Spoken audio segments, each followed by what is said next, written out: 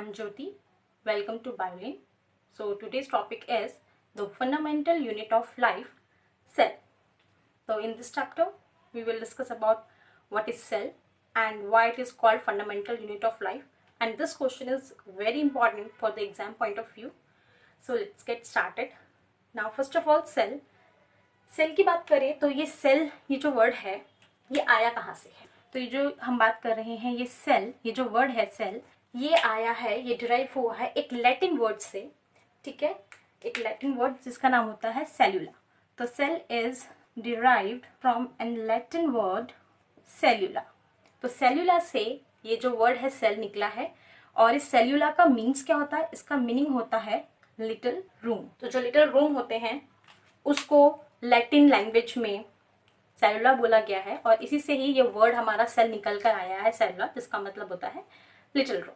Now study of cell. तो cell की study को बेसिकली क्या कहते हैं? That is called cytology. Study of cell called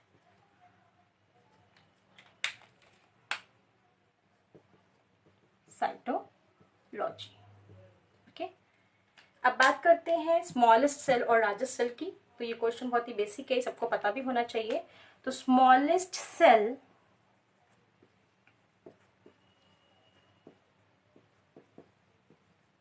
in the world. Similarly largest cell की बात करें, largest cell in the world. तो स्मॉलेस्ट सेल हो गया हमारा माइकोप्लाज्म.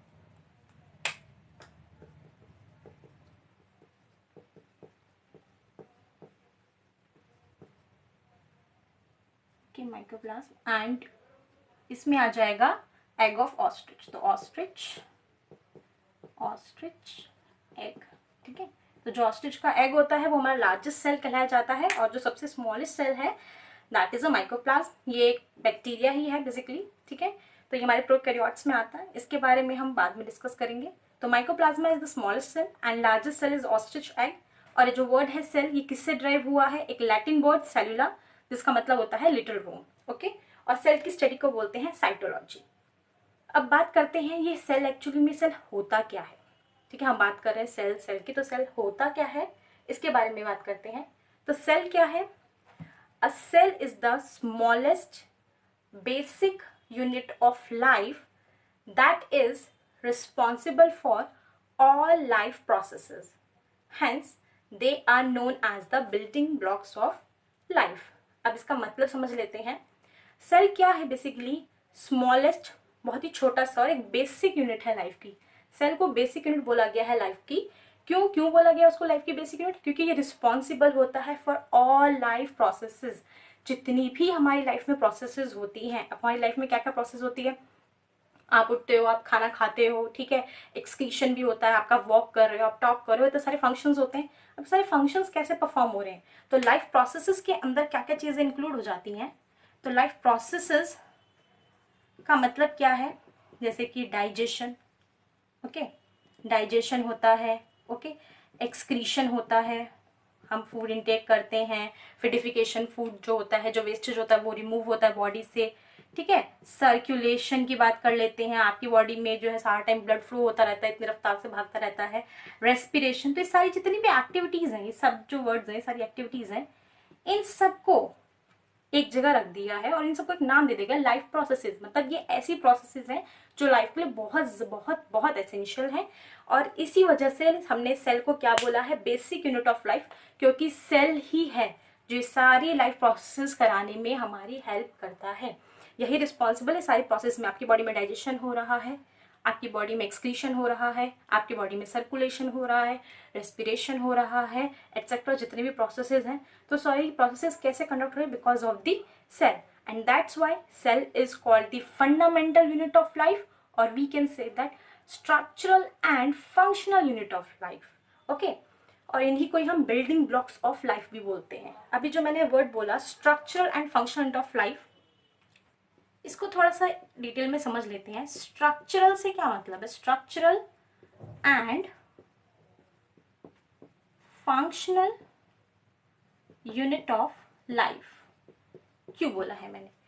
स्ट्रक्चर से क्या समझ में आता है? बेसिकली एक स्ट्रक्चर, आप जब भी कोई भी चीज बनाते हो आप उसका एक रफ डायग्राम बनाते हो कि हाँ भी मुझे कोई अगर मॉडल बनाना है तो मैं इसी तरीके से उसका स्ट्रक्चर बनाऊंगा और बाद में उस प्रोग्राम को मैं क्या करूंगा, इंप्लीमेंट करूंगा। तो स्ट्रक्चरल क्या है यहाँ पर? हमारा सेल, मतलब एक सेल से ही, ठीक है, यहाँ पे स्ट्रक्चर हमारा क्या हो गया, सिंगल सेल, एक सेल से, एक सिंगल सेल से जो है पूरा ऑर्गेनिज्म डेवलप हो जाता है, पूरा ऑर्गेनिज्म बन जाता है हमारे सिर्फ एक सेल से। तो मतलब ये जो हमारा सेल है ये इतना कैपेबल है कि पूरा ऑर्गेनिज्म बन जाता है। इसका ये मत समझ लेना सिर्फ एक ही सेल होता है बॉडी में, ठीक है। यहाँ पर मैंने ये इसलिए लिखा है सिंगल सेल, मतलब पहले एक सिंगल सेल होता है, फिर उसके साथ बहुत सारे सेल जुड़ते हैं, वो क्या बनाते हैं, टिश्यू, फिर बहुत सारे टिश्यू आपस में जुड़ते हैं, वो क्या बनाते हैं, ऑर्गन, फिर बहुत सारे ऑर्गन जब एक साथ कोऑर्डिनेट मैनर में वर्क करते हैं तो वो क्या बनाते हैं, ऑर्गन सिस्टम, पूरा एक सिस्टम बन जाता है। और जब डिफरेंट डिफरेंट टाइप के ऑर्गन सिस्टम एक जगह रख दिए जाते हैं तो उससे बन जाता है ऑर्गेनिज्म, क्योंकि हर एक ऑर्गेनिज्म में बहुत सारे ऑर्गन सिस्टम होते हैं, ठीक है जी। तो जितने भी हमारे यहाँ पर हमारे वर्ल्ड में जितने भी ऑर्गेनिज्म हैं उनका ओरिजिन इस सेल से ही हुआ है, एक सेल से ही पूरा एक ऑर्गेनिज्म बन गया है। And that's what is called structural and functional unit of life. Functional point of view जैसे कि लाइफ प्रोसेसेस ये सारी चीजें करवाता है कंडक्ट, इसलिए फंक्शनल यूनिट ऑफ लाइफ बोला है। तो क्या होता है स्टार्टिंग में अगर हम बात करें, ठीक है, ये हमारा हो गया, this is a cell, okay. फिर जब बहुत सारे सेल आपस में एक साथ टुगेदर हो जाते हैं, इकट्ठे हो जाते हैं ना, ऐसे पूरा बंच लाइक बन जाता है, इनका ग्रुप हो जाता है, एक तरीके से इकट्ठे हो जाते हैं, तो अब हम इसको सेल नहीं बोलेंगे क्योंकि यहाँ पर अब एक सेल नहीं है, ये बहुत सारे हैं। तो बहुत सारे जब सेल हो जाते हैं तो उनको हम क्या नाम देते हैं, टिश्यू। और फिर इसी तरीके से सिमिलरली बहुत सारे टिश्यू जब होते हैं एक साथ ग्रुप होते हैं तो वो क्या बनाते हैं, ऑर्गन्स, ठीक है। जैसे आपकी बॉडी में हैंड, ईयर, आईज, जितने बॉडी पार्ट्स में ऑर्गन्स हैं वो सब ऑर्गन्स बनाते हैं। फिर जब ये सारे ऑर्गन एक कोऑर्डिनेट मैनर में फंक्शन करते हैं, एक साथ मिलकर एक काम कर रहे हैं, उसको हम बोलते हैं ऑर्गन सिस्टम। अगर हम बात करें अपने ऑर्गन सिस्टम में,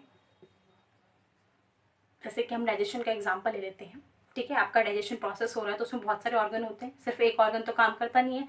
आपका सबसे पहले तो हैंड ही आता है, हैंड फूड को लेगा और वो आपको माउथ में डालेगा, तो इनटेक ऑफ फूड आप ले रहे हैं, ठीक है ना, फूड इनटेक कर रहे हैं with the help of hand, तो हैंड आपका ऑर्गन यहाँ पे यूज हो गया। माउथ में फूड गया तो आपके टीथ उस फूड को च्यूइंग करने में हेल्प कर रहे हैं, ठीक है। आपका जो टंग है वो फूड को अच्छे से मिक्स करने में हेल्प कर रहा है सलाइवा के साथ। तो यहाँ क्या हो रहा है, सारे जो आपके डिफरेंट डिफरेंट ऑर्गन है वो करे साथ। तो इस तरीके से आपने देखा बहुत सारे डिफरेंट डिफरेंट ऑर्गन्स थे, एक साथ काम कर रहे थे, तो हमने क्या बोला, उसको ऑर्गन सिस्टम नाम दे दिया। फिर जब बहुत सारे ऑर्गन सिस्टम, अच्छा हमने तो अभी बात करी सिर्फ डाइजेशन की, एक्सक्रीशन हो गया, सर्कुलेशन हो गया, तो ये डिफरेंट डिफरेंट ऑर्गन्स हैं। कोई फूड को डाइजेस्ट करने में हेल्प कर रहा है, कोई फूड को एक्सक्रीट करने में हेल्प कर रहा है, कोई सर्कुलेशन में हेल्प कर रहा है, कोई रेस्पिरेशन में हेल्प कर रहा है। तो उससे हमारा क्या बन गया, बेसिकली ऑर्गेनिज्म, ठीक है ना। उससे ऑर्गेनिज्म नहीं बन गया, सॉरी, इसका क्या मतलब हुआ कि सारे ऑर्गन सिस्टम मिलकर क्या कर रहे हैं, ये सारे सारे ऑर्गन सिस्टम किसमें होते हैं, ऑर्गेनिज्म में। तो हम बोल सकते हैं एक सेल से जो है पूरा हमारा ऑर्गेनिज्म फॉर्म हो गया। तो इस तरीके से जो है ये सेल को हमने structure and fundamental unit of life इसलिए ही कहा है क्योंकि शुरुआत एक छोटे से सेल से होती है और पूरा ऑर्गेनिज्म बन जाता है। स्टिल अभी भी आप अगर इस चीज के लिए कंफ्यूज हो तो हम एक एग्जाम्पल ले लेते हैं, डेली लाइफ बेसिस का एग्जाम्पल है आपका, ठीक है। जैसे हम कोई बिल्डिंग बनाते हैं तो उसमें बेसिक यूनिट क्या होती है, दैट इज अ ब्रिक। एक सिंगल ब्रिक ली हमने, जब बहुत सारी ब्रिक एक साथ लग जाती हैं तो वो क्या बनाती है, वॉल बनाती है। तो सिंगल ब्रिक यानी कि सेल, जब बहुत सारी ब्रिक जो है वो एक साथ कंबाइन होती हैं तो उन्होंने क्या बना दी, एक वॉल बना दी, दैट इज अ टिश्यू।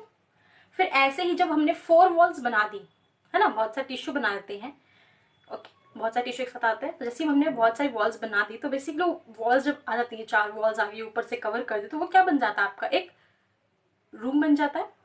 तो बहुत सारे टिश्यू ने मिलकर क्या बना दिया, ऑर्गन बना दिया, रूम बन गए। फिर क्या होता है, जब आपने एक रूम बना दिया, आप सेटिस्फाइड, अपने रूम के ऊपर रूम, रूम के ऊपर रूम, अपने बहुत सारे ऐसे रूम के कंपार्टमेंट्स बना दिए, लंबे लंबे ऊपर तक जा रहे हैं, ठीक है। तो बेसिकली ये क्या हो गया, आपका ऑर्गन सिस्टम हो गया। जब बहुत सारे ऑर्गन एक साथ आ जाते हैं तो ऑर्गन सिस्टम हो जाता है। अब बात करते हैं भाई, ये पूरी एक बिल्डिंग बन चुकी है आपकी, ठीक है। अब ये सारी बिल्डिंग होती कहाँ पर है, मान लो हमने एग्जाम्पल ले लिया, बिल्डिंग है, स्कूल में हमने एक स्कूल बनाया, उसमें हमने इतनी सारी बिल्डिंग बनाई, तो वो क्या बन गया हमारा, फाइनली स्कूल बन गया। तो बेसिक यूनिट क्या थी, ब्रिक थी। बहुत सारे ब्रिक ने मिलकर क्या बनाई, वॉल्स बनाई। बहुत सारी वॉल्स मिली तो फिर रूम बने, रूम बने तो आपके इस तरीके से बिल्डिंग खड़ी हो गई, और वो बिल्डिंग आती है स्कूल में। तो बिल्कुल इस तरीके से ही है हर चीज की। यहाँ पर जितनी भी हमारे यहाँ पर हर चीज की सिंगल यूनिट होती है, हर चीज की एक बेसिक यूनिट होती है, क्योंकि एकदम से कोई चीज नहीं बनती, धीरे धीरे धीरे करके जो है चीजें फॉर्म होती हैं। तो बस यही है सेल। बहुत सारे सेल आपस में मिलते हैं तो क्या बनाते हैं, टिश्यू। फिर बहुत सारे टिश्यू मिलकर क्या बनाते हैं, ऑर्गन। एंड बहुत सारे ऑर्गन जब एक साथ कोऑर्डिनेट मैनर में फंक्शन करते हैं तो ऑर्गन सिस्टम बनता है।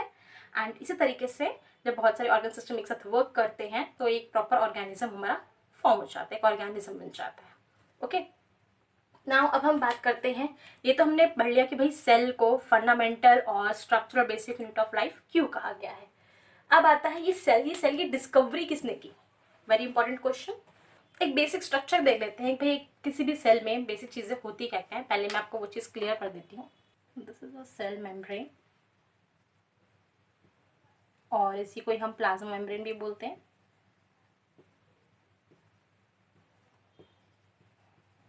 Okay, and this is nucleus, और इस न्यूक्लियस के अंदर जो आपको ये रेड पोर्शन दिख रहा है ना, this is called nucleolus, this is called nucleolus. And ये जो पोर्शन है, दिस वन, ये जो डॉटेड रीजन है ये वाला है ना, न्यूक्लियस और सेल मेम्ब्रेन, जो न्यूक्लियस और सेल मेम्ब्रेन के बीच जो स्पेस है दैट इज कॉल्ड साइटोप्लाज्म। अब मैं जो ये न्यूक्लियस है इसको मैं थोड़ा सा और इलेबोरेट करके आपको यहाँ पर दिखा रही हूँ, इस रीजन को थोड़ा सा इलेबोरेट करके आपको दिखा देती हूँ कि न्यूक्लियस में एक्चुअली होता क्या है। दिस इज, ये जो आपको रीजन दिख रहा है, ये जो खाली स्पेस दिख रहा है ना आपको, this is called nuclear pore. Okay, इस सेंटर में जो है ये हमारा न्यूक्लियोलस है, न्यूक्लियोलस जो मैंने ऊपर रेड रीजन में दिखाया, रेड कलर में शो करके दिखाया आपको। अब ये जो न्यूक्लियोलस और ये जो न्यूक्लियर मेम्ब्रेन है, ये आउटर मेम्ब्रेन, ये जो आपने स्पेस देखा that is a nuclear pore. अब ये जो लाइनिंग है इसको हम बोलते हैं nuclear envelope, this is called nuclear envelope.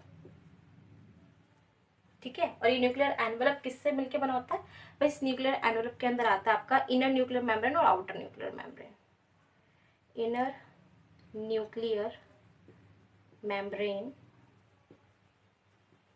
Plus outer nuclear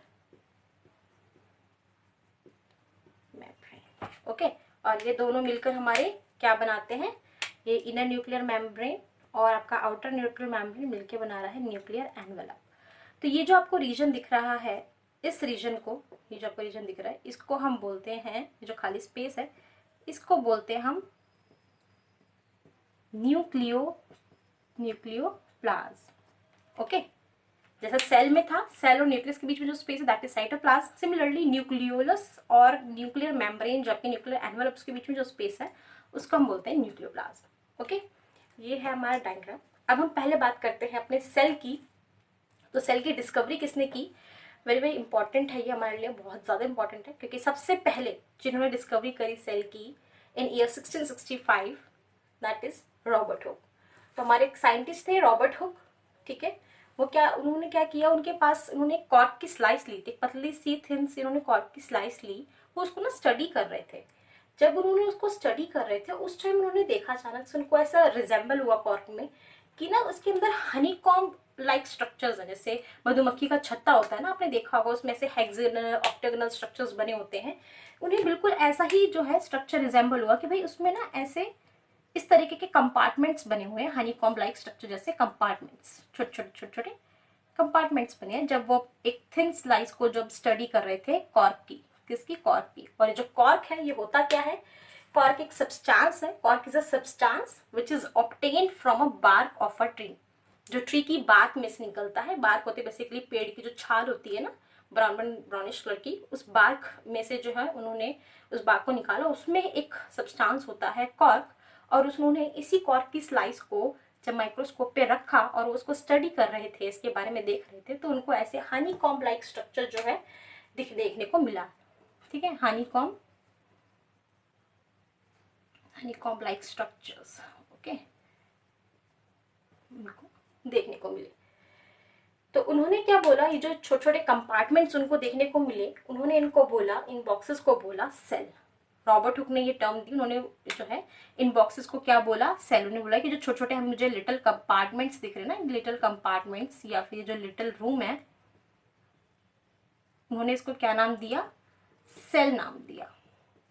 ठीक है, और कब किया था उन्होंने, इन 1665, वेरी वेरी इंपॉर्टेंट ये जो ईयर है, 1665 में Robert Hooke made this chance discovery through a self design microscope. इन्होंने ये डिस्कवरी करी, इन्होंने सेल को देखा 1665 ईयर में, जो है इन्होंने सेल को ढूंढा, और इन्होंने किससे देखा था, अपने ही खुद के सेल्फ डिजाइन माइक्रोस्कोप से, जो है इन्होंने अपने खुद से इन्होंने माइक्रोस्कोप डिजाइन किया था, उस माइक्रोस्कोप से जो है उन्होंने क्या ढूंढ निकाला, सेल निकाल दिया उन्होंने। तो इनकी जो ये डिस्कवरी है बहुत इंपॉर्टेंट है। क्यों इंपॉर्टेंट, क्योंकि यही पहले साइंटिस्ट थे जिन्होंने जो है उनको बताया, ठीक है, फर्स्ट टाइम उन्होंने जो है बताया, इंडिकेट किया कि भाई जितने भी लिविंग ऑर्गेनिज्म है ना, उनके अंदर एक स्मॉलर स्ट्रक्चरल यूनिट है, जिसको उन्होंने नाम दिया था सेल। उसके बाद हमारे नेक्स्ट साइंटिस्ट आए, जिनका नाम है एंटोन वॉन लीवेनहॉक। आपको दिख रहा होगा स्लाइड पे, Anton von Leeuwenhoek. In 1674 he discovered the free living cell in pond water। अब ये यहाँ पे मेंशन क्यों किया गया है, एंटोन वॉन लीवेनहॉक ने पॉन्ड वाटर में, ठीक है, एक फ्री लिविंग सेल ढूंढा था। वेरी वेरी इंपॉर्टेंट ये जो लाइन मैं बोल रही हूँ, फ्री, एक तो वो आजाद था, वो किसी के साथ बाइंड नहीं था, बिल्कुल आजादी से घूम रहा था, फ्री, प्लस वो कैसा था, फ्री लिविंग सेल। और जो हमारे रॉबर्ट हुक हैं, ठीक है, जो रॉबर्ट हुक ने डिस्कवर किया था वो कैसा सेल था, उन्होंने एक डेड सेल डिस्कवर किया था। ओके, रॉबर्ट हुक ने जो सेल डिस्कवर किया था that is a dead cell, क्योंकि वो किससे निकाला गया था, कॉर्क से, और कॉर्क में जो सेल्स प्रेजेंट होते हैं वो डेड होते हैं, क्योंकि वो ब्राउनिश ग्रीन कलर के होते हैं। ठीक है, जैसे जैसे यंगर प्लांट होता है, यंगर प्लांट किस टाइम में तो लाइव सेल होते हैं, लेकिन जैसे जैसे प्लांट आपका ओल्ड होता जाता है, तो आपने देखा होगा उसका जो तना होता है, ठीक है, उसका जो बार्क होता है ब्राउन कलर का होने लग जाता है। क्यों, क्योंकि उसके अंदर जो सेल्स होते हैं वो डेड होने लग जाते हैं। तभी तो जितने ज्यादा डेड सेल्स होते हैं तो उनकी रिजिडिटी बढ़ा देता है वो प्लांट के तने की ना, काफी स्ट्रॉन्ग बना देता है उसको। स्टेम को तो आप यंग प्लांट के स्टेम को इजिली ब्रेक कर लेते हो, लेकिन आप जो बार्क होता है या पेड़ का जो तना होता है, आप उसको हिला नहीं पाते ना, टस से मस नहीं कर पाओगे, आप उसको तोड़ नहीं पाते, अपने हाथों से नहीं, अपनी मतलब खुद की फिजिकल पावर से नहीं कर पाओगे। क्यों, क्योंकि उसके अंदर डेड सेल होते हैं। तो रॉबर्ट हुक ने जो डिस्कवर किया था cell, that is a dead cell. और जो हमारे एंटोन वॉन लीवेनहॉक हैं, in 1674 he discovered free living cell. इन्होंने एक फ्री लिविंग सेल ढूंढा, और वो भी किसमें, पॉन्ड वाटर में देखा। और इन्होंने वो भी ये जो सेल ढूंढा था फ्री लिविंग सेल, अपने खुद के बनाए हुए माइक्रोस्कोप से ही देखा था। उन्होंने अपने माइक्रोस्कोप काफी इंप्रूव कर रखा था, तब उनको ये फ्री लिविंग सेल दिखा। ठीक है, तो in 1678 he discovered sperm and identify the sperm cell. इन्होंने जो है 1678 में स्पर्म को ढूंढ निकाला। 1678 में ही डिस्कवर्ड स्पर्म। फिर उन्होंने स्पर्म सेल्स देखे, तो उसके अंदर आइडेंटिफाई किया भाई स्पर्म के अंदर तो स्पर्म सेल्स होते हैं। ठीक है, ह्यूमंस के देखे, डॉग के देखे, रैबिट, फ्रॉग, फिशेज, इंसेक्ट्स, फिर तो उन्होंने बहुत सारे एनिमल्स के जो है स्पर्म सेल्स देखे। उसके बाद आता है हमारे नए साइंटिस्ट, अनदर साइंटिस्ट, जिनका नाम है Robert Brown. In 1831 Robert Brown ने क्या डिस्कवर किया, he saw central structure in plant cell called the structure a nucleus. इन्होंने क्या किया, ये प्लांट सेल की स्टडी कर रहे थे, प्लांट सेल को देख रहे थे। इन्होंने देखा प्लांट सेल के अंदर एक बहुत ही डेंस स्ट्रक्चर है, एक मतलब बहुत ना, जब उन्होंने स्टेन किया तो उनको एक डार्कली स्टेन स्ट्रक्चर मिला प्लांट सेल के अंदर, बिल्कुल से डार्क। तो जब वो प्लांट सेल की इस तरीके से मान लो, suppose this is a plant cell, okay, आपको यहाँ पे स्लाइड में भी दिख रहा है। तो प्लांट सेल के अंदर उन्होंने जब उसको स्टेन किया तो उन्हें एक डार्कली स्टेन स्ट्रक्चर जो है, हर एक सेल में से डार्क कलर का स्ट्रक्चर देखने को मिला, और इसका नाम इन्होंने क्या दिया, न्यूक्लियस। ठीक है, तो न्यूक्लियस की डिस्कवरी किसने करी, 1831 रॉबर्ट ब्राउन। क्या ढूंढ निकाला उन्होंने, स्ट्रक्चर न्यूक्लियस। ठीक है, इन्होंने सेंट्रल स्ट्रक्चर देखा, वो भी किसमें, प्लांट सेल में। ठीक है, ये प्लांट सेल है हमारे। प्लांट सेल में उन्होंने ढूंढ लिया, क्या, न्यूक्लियस को ढूंढा। उसके बाद हमारे नेक्स्ट साइंटिस्ट आते हैं जिनका नाम है J.E. Purkinje, ठीक है, जॉनस पुरकिंजी नाम है इनका। ओके, तो इन्होंने क्या डिस्कवर किया था, इन्होंने जो है प्रोटोप्लाज्म डिस्कवर किया था।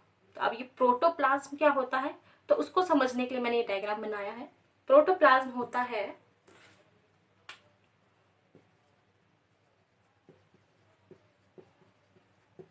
Protoplasm means cytoplasm plus